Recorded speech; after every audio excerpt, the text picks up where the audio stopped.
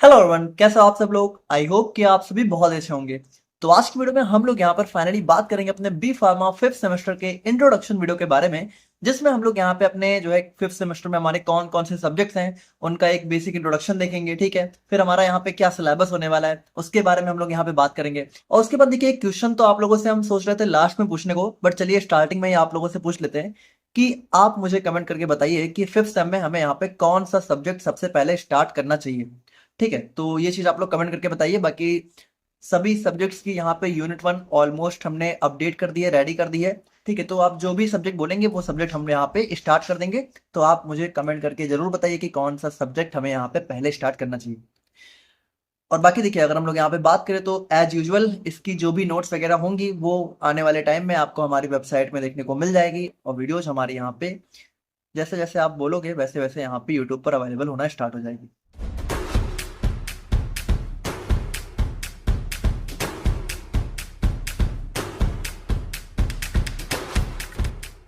यहाँ पर देखिए, बात करें हम लोग अपने बी फार्मेसी फिफ्थ सेमेस्टर के बारे में, तो फाइनली आप लोग यहाँ पे अपने थर्ड ईयर में एंटर हो चुके हो। और अगर हम लोग यहाँ पे बात करें तो देखिए, आप लोग के अगेन जो है फोर्थ सेम की तरह यहाँ पे भी आप लोग को 5 सब्जेक्ट दिखने को मिलने वाले हैं, और इन पांचों का आप लोग को जो है एक्सटर्नल यूनिवर्सिटी एग्जाम देना है। तो यहाँ पे देखिए, अगर हम यहाँ पे बात करें तो सबसे पहला सब्जेक्ट हमारा हो जाता है मेडिसिनल केमिस्ट्री सेकंड। तो यहाँ पर देखिए, आप लोगों ने मेडिसिनल केमिस्ट्री फर्स्ट पढ़ी थी अपने फोर्थ सेम में, इसका सेकंड पार्ट आप लोग को यहाँ पे फिफ्थ सेम में पढ़ना है। उसके बाद एक हमारा नया सब्जेक्ट हमें देखने को मिलता है जो कि हमारा हो जाता है इंडस्ट्रियल फार्मेसी। ठीक है, तो इसका पार्ट वन आप लोग को फिफ्थ सेम में पढ़ना है। लेकिन यहाँ पर एक बहुत ही इंटरेस्टिंग चीज है कि इसका पार्ट टू आप लोग को सिक्स नहीं बल्कि सेवन सेम में देखने को मिलेगा। तो चलिए वो अलग बात है। बाकी यहाँ पे इंडस्ट्रियल फार्मेसी हमें एक नया सब्जेक्ट देखने को मिलेगा।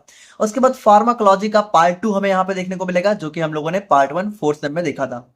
तो यहाँ पर देखिए, उसके बाद हमें यहाँ पे जो है नेक्स्ट हमारा फार्माकोग्नोसी एंड फाइटोकेमिस्ट्री, तो इसका भी हमें यहाँ पे पार्ट सेकंड जो है देखने को मिलने वाला है अपने जो है बी फार्मेसी फिफ्थ सेम में। और उसके बाद यहाँ पे एक नया सब्जेक्ट और आ जाता है जो कि हमारा हो जाता है फार्मास्यूटिकल ज्यूरिस्प्रूडेंस। तो यहाँ पर अगर हम लोग देखें तो हमारे यहाँ पे 3 सब्जेक्ट जो है हमें फोर्थ सेम से कंटिन्यू होते हुए देखने को मिलेंगे, और बाकी जो है 2 नए सब्जेक्ट हमें देखने को मिलेंगे, इंडस्ट्रियल फार्मेसी और फार्मास्यूटिकल ज्यूरिस्प्रूडेंस। तो देखिए, एक एक करके हम लोग यहाँ पे सबका एक बेसिक ओवरव्यू ले लेते हैं। जैसे अगर हम लोग यहाँ पे बात करें अपने मेडिसिनल केमिस्ट्री सेकंड के बारे में, यानी कि जो फिफ्थ सेम की मेडिसिनल केमिस्ट्री है। अब इसमें देखिए, आप लोग को क्या क्या चीजें पढ़नी है। सबसे पहले आप लोग को यूनिट वन में पढ़ना है अपना एंटी हिस्टामिनिक एजेंट्स। ठीक है, तो जो एलर्जी वगैरह होती है उनके बारे में हम लोग यहाँ पे इस टॉपिक में देखेंगे। उसके बाद एंटी न्यूप्लास्टिक एजेंट, तो यहाँ पे हम लोग कैंसर के बारे में देखेंगे। फिर एंटी एंजाइनल, तो जो एंजाइना चेस्ट पेन होता है उसके बारे में हम लोग यहाँ पे बात करेंगे। डायूरेटिक्स, यानी कि जो हमारा यूरिन को प्रमोट करने वाली जो दवाएं होती हैं। एंटी हाइपरटेंशन, यानी कि जो हमारा ब्लड प्रेशर को कम करने वाली जो दवाएं होती हैं। ठीक है, और उसके बाद हमारा एंटी एरिथमिक ड्रग्स, तो हमारा एरिथमिया भी हमारी एक प्रॉब्लम होती है उसको रोकने वाली जो दवाएं होती हैं। फिर हमारा हाइपरलिपिडेमिया हो गया, और हमारा जो है हार्ट फेलियर हो गया, और हमारा कह सकते हो जो हमारा कोगुलेशन हो गया। इन सबको रोकने वाली जो दवाएं होती हैं, ठीक है, कोगुलेंट्स, एंटी कोगुलेंट्स, उन सब के बारे में हम लोग यहाँ पे यूनिट थ्री में बात करेंगे। उसके बाद यूनिट फोर में हम लोग अपने एंडोक्राइन सिस्टम से रिलेटेड जो भी कह सकते हो डिसऑर्डर्स डिसऑर्डर्स हैं उनके बारे में हम लोग यहाँ पे डिस्कस कर रहे होंगे, और उनके उनसे रिलेटेड जो भी ड्रग्स होंगी उनका स्ट्रक्चर, सिंथेसिस, सार, वो सारी चीजें हम लोग यहाँ पे देखेंगे। उसके बाद यूनिट फाइव में हम लोग अपने एंटी डायबिटिक एजेंट्स, ठीक है, जो कि हमारा डायबिटीज यानी कि हमारा शुगर, कॉमनली मोस्ट कॉमनली आप लोग जानते होंगे, उसको ठीक करने वाली जो दवाएं होती हैं, और लोकल एनेस्थेटिक्स, तो इनके बारे में हम लोग यहाँ पे अपने यूनिट फिफ्थ में पढ़ेंगे मेडिसिनल केमिस्ट्री सेकंड के अंदर। नाउ नेक्स्ट हम लोग बात करें अपने इंडस्ट्रियल फार्मेसी के बारे में। तो यहाँ पर देखिए, इंडस्ट्रियल फार्मेसी आप लोग का एक नया सब्जेक्ट होने वाला है, और ये सब्जेक्ट हमारा जो है फार्मेसी कह सकते हो जो इंडस्ट्री में हमारी जो भी कह सकते हो दवाएं कैसे मैन्युफैक्चर होती हैं, तो उन सब के बारे में जो स्टडीज होती हैं उनको हम लोग यहाँ पे अपने इंडस्ट्रियल फार्मेसी में पढ़ने वाले हैं। जैसे इसमें हम लोग सबसे पहले यूनिट वन में पढ़ेंगे अपने प्री फॉर्मुलेशन स्टडीज को।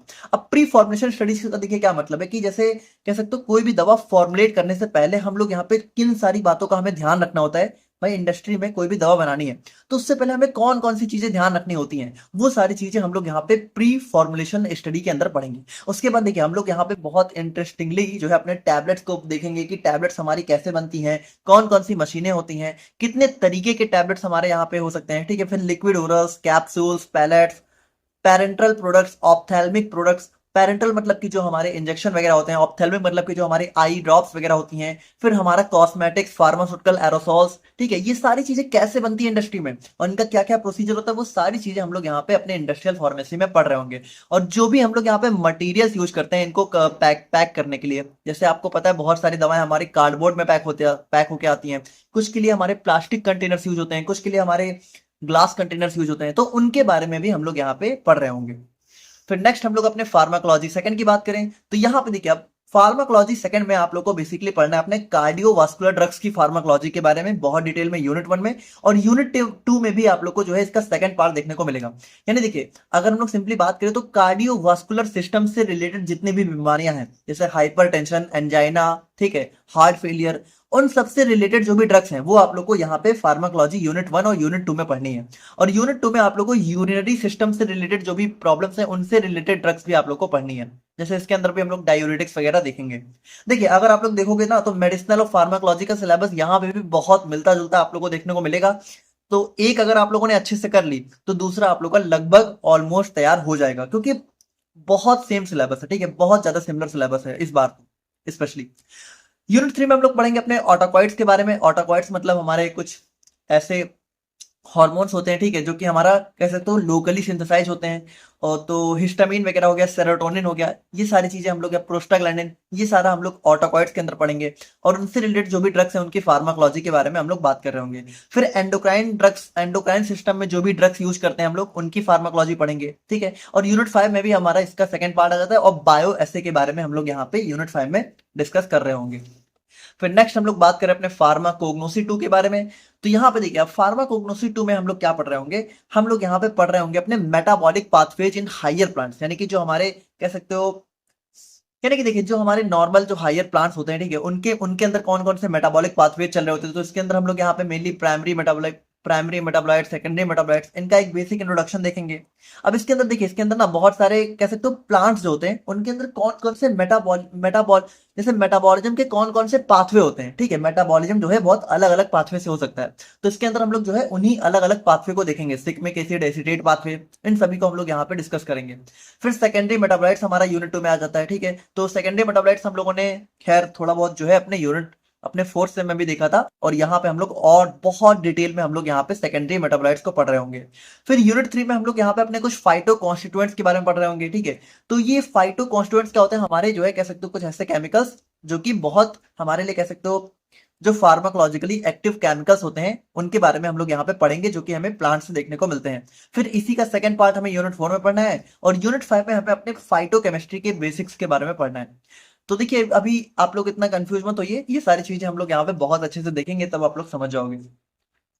और फाइनली हम लोग यहाँ पे बात करें अपने जो है लास्ट सब्जेक्ट के बारे में। तो यहाँ पे देखिए, यहाँ पे हमारा आ जाता है फार्मास्यूटिकल ज्यूरिस्प्रूडेंस, ठीक है। तो यहाँ पर फार्मास्यूटिकल ज्यूरिस्प्रूडेंस क्या है, देखिए इतना सिंपली समझिए कि फार्मेसी से रिलेटेड जो भी रूल्स एंड रेगुलेशंस हैं, जो भी लॉ हैं, ठीक है, उन सब के बारे में हम लोग यहाँ पे अपने फार्मास्यूटिकल ज्यूरिस्प्रूडेंस में पढ़ेंगे। जैसे इसमें अगर आप लोग देखो तो हमारा एक ड्रग्स एंड कॉस्मेटिक्स एक्ट है, ठीक है। तो ये क्या है, ये हमारा एक टाइप का लॉ है, ठीक है, रूल एंड रेगुलेशन है, कि इसके अंदर क्या होता है कि जैसे कोई भी दवा मैन्युफैक्चर हो रही है, सेल हो रही है, ठीक है, तो या फिर जो है कह सकते हो डिस्ट्रीब्यूट हो रही है, कुछ भी सेल, मैन्युफैक्चर हो, डिस्ट्रीब्यूट हो, तो उनसे रिलेटेड जो है हमारे कुछ लॉज होते हैं, ठीक है, कि हमें इन सारी चीजों को ध्यान में रखते हुए ड्रग्स को बनाना होता है।